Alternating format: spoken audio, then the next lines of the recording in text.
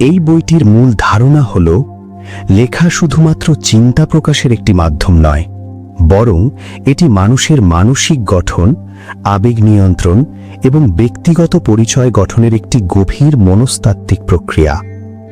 Journaling এবং affirmation রাইটিংয়ের মাধ্যমে একজন ব্যক্তি নিজের চিন্তা, অনুভূতি এবং বিশ্বাসকে সচেতনভাবে পর্যবেক্ষণ করতে শেখে, যা ধীরে ধীরে তার মানসিক স্বচ্ছতা এবং আত্ম উপলব্ধিকে উন্নত করে।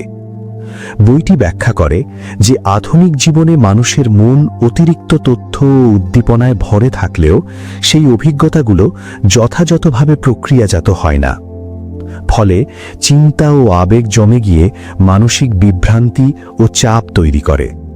নিয়মিত লেখা এই দ্রুতগতির মানসিক প্রবাহকে ধীর করে এবং ব্যক্তি নিজের অভ্যন্তরীণ অভিজ্ঞতাকে স্পষ্টভাবে দেখতে সক্ষম হয়।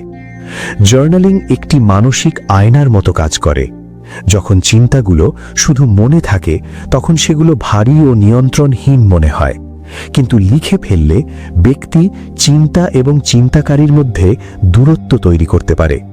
এই দূরত্ব পার্সপেক্টিভ তৈরি করে, যা ওভারওয়েলম কমায় এবং সিদ্ধান্ত গ্রহণকে আরও সচেতন করে তোলে। বইটি আরও দেখায় যে আবেগ কোনো বাধা নয়, বরং এগুলো গুরুত্বপূর্ণ তথ্য বহন করে।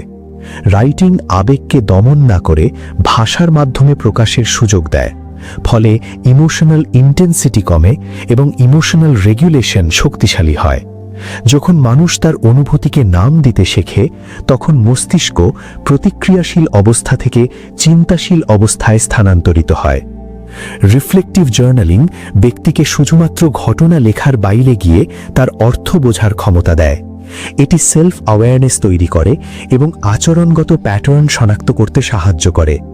সময়ের সাথে ব্যক্তি বুঝতে পারে কোন বিশ্বাস বা অভ্যাস তার সিদ্ধান্ত ও আচরণকে প্রভাবিত করছে। বইটির একটি গুরুত্বপূর্ণ ধারণা হল আইডেন্টিটি খুঁজে পাওয়া যায় না, বরং লেখা ও পুনর্লেখনের মাধ্যমে গড়ে ওঠে। মানুষের নিজের সম্পর্কে যে গল্পগুলো থাকে সেগুলো প্রায়ই পুনরাবৃত্ত চিন্তার ফল। জার্নালিং এই সীমাবদ্ধ সেলফ স্টোরিজকে দৃশ্যমান করে, যাতে ব্যক্তি সচেতনভাবে নিজের পরিচয়কে নতুনভাবে গঠন করতে পারে। অ্যাফার্মেশন রাইটিং সম্পর্কে বইটি বাস্তবমুখী দৃষ্টিভঙ্গি প্রদান করে। অ্যাফার্মেশনস কোনো জাদুকরী বাক্য নয়, বরং মনোযোগকে নির্দিষ্ট দিকে পরিচালিত করার কগনিটিভ সিগন্যাল। বারবার লিখিত ইতিবাচক ও বাস্তবসম্মত বক্তব্য নিউরাল পাথওয়েজ শক্তিশালী করে এবং ধীরে ধীরে বিলিফ সিস্টেম পরিবর্তন করে। এর ফলে অ্যালাইনড অ্যাকশন নেওয়া সহজ হয়ে যায়। বইটি ব্যাখ্যা করে যে আচরণ পরিবর্তন শুধুমাত্র ডিসিপ্লিনের বিষয় নয়, বরং আইডেন্টিটি, বিলিফ এবং বিহেভিয়ারের অ্যালাইনমেন্টের ওপর নির্ভর করে।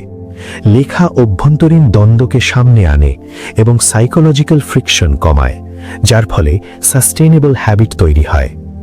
ডিসিশন মেকিং ক্ষেত্রেও জার্নালিং গুরুত্বপূর্ণ ভূমিকা পালন করে। এটি ভেতরের বিভিন্ন ভয়, মূল্যবোধ ও প্রত্যাশাকে স্পষ্ট করে, ফলে সিদ্ধান্ত কম রিঅ্যাক্টিভ এবং বেশি ইন্টেনশনাল হয়ে ওঠে। লেখা সিদ্ধান্তের সাথে যুক্ত আবেগীয় চাপ কমিয়ে চিন্তাশীল নির্বাচন সম্ভব করে। বইটির রেজিস্ট্যান্স ও ডিসকমফর্টকে গ্রোথের স্বাভাবিক অংশ হিসাবে ব্যাখ্যা করে। রাইটিং মানুষকে অস্বস্তি থেকে পালিয়ে না গিয়ে সেটির সাথে উপস্থিত থাকতে শেখায়। এই প্রক্রিয়া ইমোশনাল রেজিলিয়েন্স এবং সাইকোলজিক্যাল ম্যাচিউরিটি গড়ে তোলে। আরও একটি কেন্দ্রীয় শিক্ষা হল ইন্টেন্সিটি নয়, কনসিস্টেন্সি পরিবর্তনের মূল চাবিকাঠি। ছোট কিন্তু নিয়মিত রাইটিং প্র্যাকটিস ধীরে ধীরে চিন্তার ধরন ও মানসিক অভ্যাস পরিবর্তন করে। সময়ের সাথে রিফ্লেকশন দৈনন্দিন জীবনের স্বাভাবিক অংশ হয়ে যায়। প্রাইভেট জার্নালিং অথেন্টিসিটি তৈরি করে, কারণ এতে সামাজিক বিচার বা সেলফ সেন্সরশিপ থাকে না। ব্যক্তি নিজের প্রকৃত চিন্তা ও অনুভূতির সাথে সৎ হতে শেখে, যা সেলফ ট্রাস্ট এবং ইনটুইশন শক্তিশালী করে। দীর্ঘমেয়াদে জার্নালিং ব্যক্তিগত বিকাশের একটি নথিতে পরিণত হয়। পুরনো লেখা পুনরায় পড়লে ব্যক্তি নিজের অগ্রগতি উপলব্ধি করতে পারে, যা মোটিভেশন এবং সাইকোলজিক্যাল স্টেবিলিটি বৃদ্ধি করে। শেষ পর্যন্ত বইটি রাইটিংকে মেন্টাল হাইজিন হিসাবে উপস্থাপন করে, যেমন শারীরিক পরিচ্ছন্নতা শরীরকে সুস্থ রাখে, তেমনি নিয়মিত লেখা মানসিক স্বচ্ছতা বজায় রাখে এবং ইমোশনাল ওভারলোড জমতে দেয় না। সমগ্র বইয়ের মূল বার্তা হল, জার্নালিং এবং অ্যাফার্মেশন রাইটিং জীবনে হঠাৎ পরিবর্তন আনে না, বরং চিন্তা, উপলব্ধি এবং আত্মপরিচয়ের সূক্ষ্ম পরিবর্তনের মাধ্যমে দীর্ঘস্থায়ী রূপান্তর সৃষ্টি করে। রাইটিং ব্যক্তি ও তার নিজের মধ্যে একটি চলমান সংলাপ তৈরি করে, যা তাকে আরও সচেতন, উদ্দেশ্যপূর্ণ এবং সেলফ ডিরেক্টেড জীবনযাপনের দিকে পরিচালিত করে।